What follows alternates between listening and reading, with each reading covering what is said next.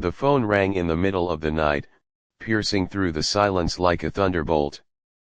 On the other end, a trembling voice spoke words that froze the blood in his veins. "Sir, this is Nurse Clara from St. Mary's Hospital.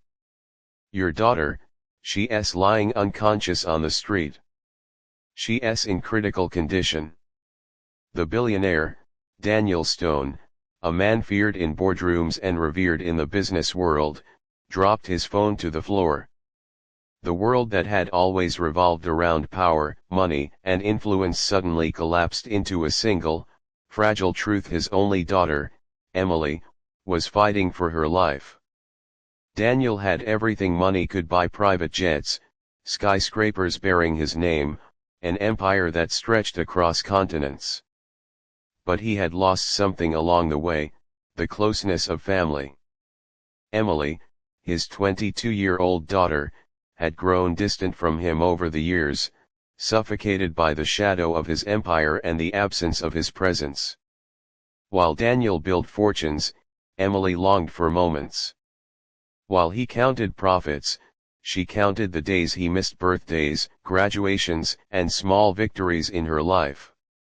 Their relationship had fractured, and for months, she had refused to answer his calls. He thought she was just being rebellious, ungrateful. But tonight, hearing the nurse's voice, he realized he might never get the chance to make things right. When Daniel rushed into the emergency ward, the sight nearly broke him. Emily was hooked up to machines, her face pale, her body bruised. He demanded to know what had happened. A paramedic stepped forward quietly and explained that she had been found collapsed on the street, not from an accident, but from exhaustion and malnourishment. Daniel's heart sank deeper than it ever had before. How could his daughter, the child of one of the wealthiest men in the country, be suffering like this? What had he missed in the hours that followed?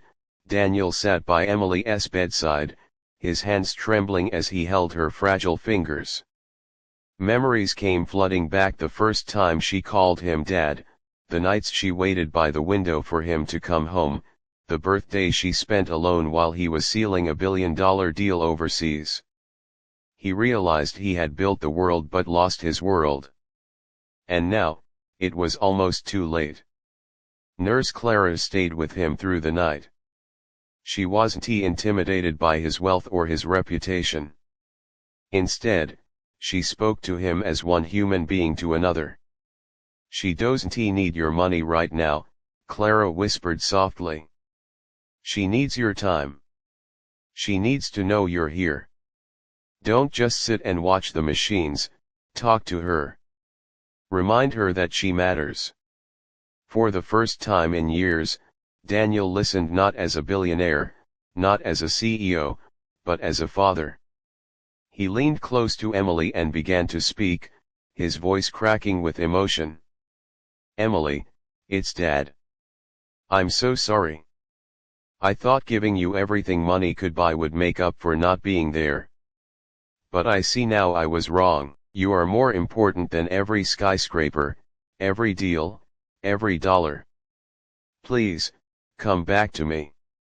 I promise you, if you open your eyes, I'll never let you feel alone again." Hours turned into days. Every morning Daniel arrived at the hospital before sunrise. He fed her through the doctor's guidance, read her favorite childhood stories, played her favorite music softly at her bedside. For the first time, he wasn't controlling the clock, he was letting love guide him. Yet challenges arose. Emily's recovery was slow, and doctors warned him she might never fully regain strength. Daniel was faced with a test he couldn't solve with wealth, patience, perseverance, and faith. Then, one morning, as Daniel sat with his head resting beside her hand, he felt a faint squeeze. His eyes shot open, and tears streamed down his face. Emily's lips moved weakly. "Dad," the single word was enough to shatter years of silence between them. He clasped her hand and cried openly, whispering prayers of gratitude. Recovery was not easy. Emily struggled with therapy, often breaking down, frustrated by her weakness. But Daniel was there, every step of the way.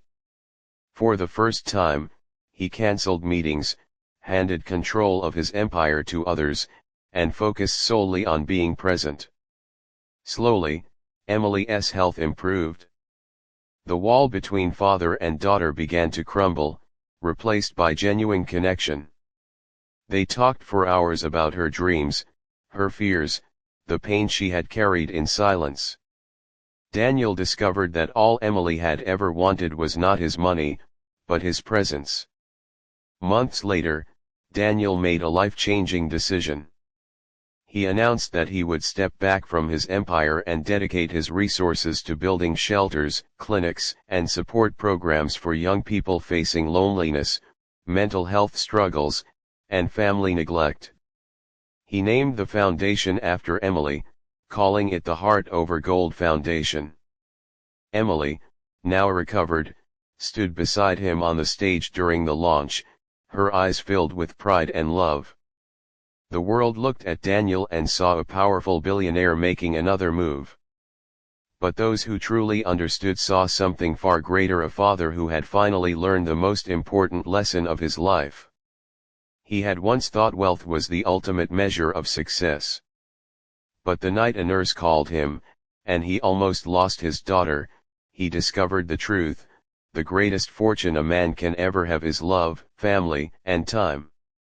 And as Daniel embraced Emily under the bright lights of the Foundation's launch, he whispered the words that had now become his guiding truth: "I almost lost you once, but never again. From now on, I'm not just your father in name. I'm your father in life."